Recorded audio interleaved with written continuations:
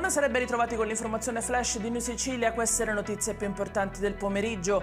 In apertura la sentenza di condanna per i fratelli Leonardi, imprenditori della Sicula Trasporti. Ammontano ad oltre 20 gli anni totali che i due dovranno scontare a causa delle attività illecite riscontrate all'interno della discarica di Codavolpe.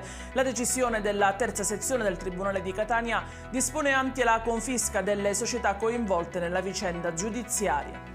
A Ragusa si piange Marco Guastella, un 25enne finito con la moto contro un'auto. Il giovane lavoratore stagionale in un villaggio vacanze della Sardegna è rimasto vittima di un incidente sulla statale 195 a Pula dopo lo scontro con una Golf guidata da un altro ragazzo. La Polizia di Stato ha sequestrato 8 kg di marijuana in via Capopassero a Catania. La droga destinata alla vendita al dettaglio avrebbe potuto fruttare circa 80.000 euro, identificati numerosi clienti.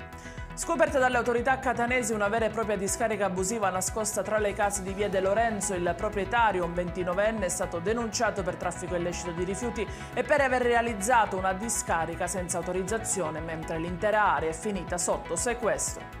E in chiusura il meteo, anche questo sarà un weekend di fuoco, lo confermano gli esperti che prevedono per domani e domenica 21 le stesse temperature dei giorni scorsi. Si toccheranno ancora punti di 40 gradi con tanto caldo e afa, diramato un'allerta per rischio incendi su tutta la Sicilia. I dettagli su queste notizie li trovate come sempre sul nostro sito www.newsicilia.it e sui nostri canali social. Grazie per averci seguito e a domani.